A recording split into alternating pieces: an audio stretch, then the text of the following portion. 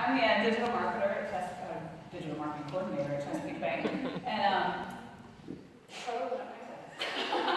I'm here today to talk to you about how my faith helped me in my career, and we can all use a little bit of that from time to time. As for me, not long out of high school, I started working in construction companies, and one of them is Henderson, right here in town, and they are most known for the roller coasters that they build out at Busch Gardens. They do a lot of commercial construction as well, including some of our offices, and that office in the first slide was actually my last project at Henderson.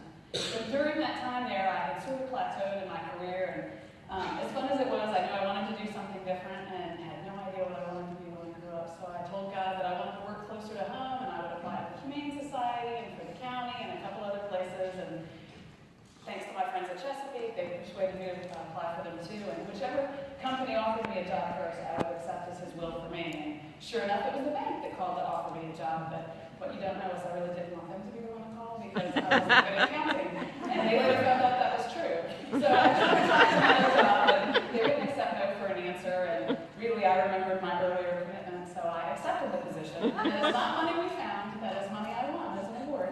But I was a teller for about a year. And then after that, I moved over to our IT department, which was only a one-person operation at the time. Over the years, we grew to a team of 5, and then we grew to a team of 10. And by that point, half of the team was help desk, and I got the opportunity to be the help desk manager, a position I actually resisted for a little while, but it was really good for me.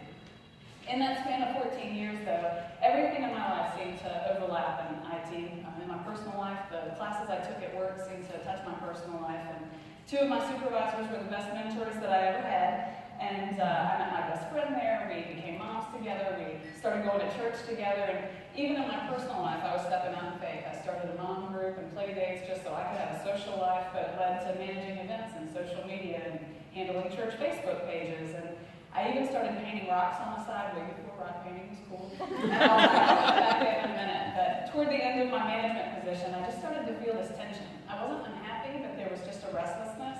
And Andy Stanley happened to have a sermon called Pay Attention to the Tension. And it was just one of the many tools in my tool bag during that season. And you know how when we get a little tense about something or stressed out, we have a tendency to want to work harder and harder to barrel through it. And really, it might be an indication that we just need to let go a little or perhaps try something different. So, in a conversation with a friend, she leans over to me one day and says, you know, I just don't think you're supposed to do that anymore. And I can't explain it, but it just sort of struck a chord with me in my own prayer life. And I got in the car and I was driving to work, and I remembered I had a Bible CD in the car, so I hit play, and it just so happened to be on Ecclesiastes 1. King Solomon's reflecting on his life, and he talks about all the things he's done and all the success he's attained in his power, and how really in the end, looking back, all that hard work seems like it was for nothing. And when I got to the office, I just knew I had to give a 6-month notice. But I found myself at a crossroad, and I was like, God, what do I do? Do I stay here and work in another department, or do I reinvent myself and go work for a church or nonprofit? And so I started applying, and months went by without any date. Okay, God, do I quit or do I stay? And a lady that I work with, who only knew me through an internal training program, had no knowledge of me personally or that I had turned in a notice, went away on vacation and came back and said, I don't know why, but I saw this and had to get it for you. And I opened a box revealing a plaque with the words, don't quit.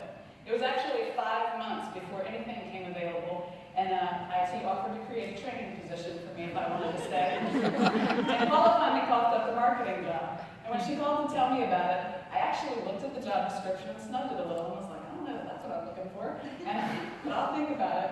And I went back to my office and got a phone call from someone that afternoon and said, did you see the marketing position? Because I think you'd really be good at it. And I was like, yeah, so I'm thinking about it. Okay, God, if that's you, you're going to have to make it really obvious. A third person called me that day, this time it was HR. I think you need to consider this. As it turns out, that person had to have a close working relationship with IT.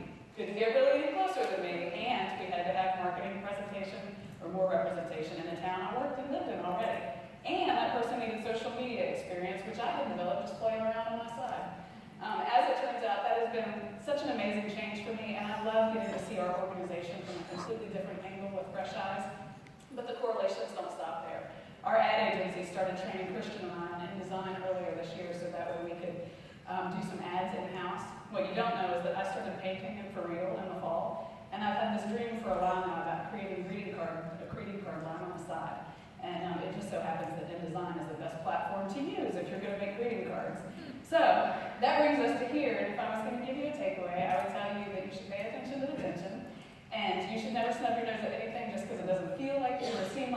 because you don't think you're ready, or that you might not do it as gloriously as you think you should, and that really it's all a leap of faith. And if you don't ask for it or go for it, you'll never know the difference, and God can use every little thing in your life to work together for the other side.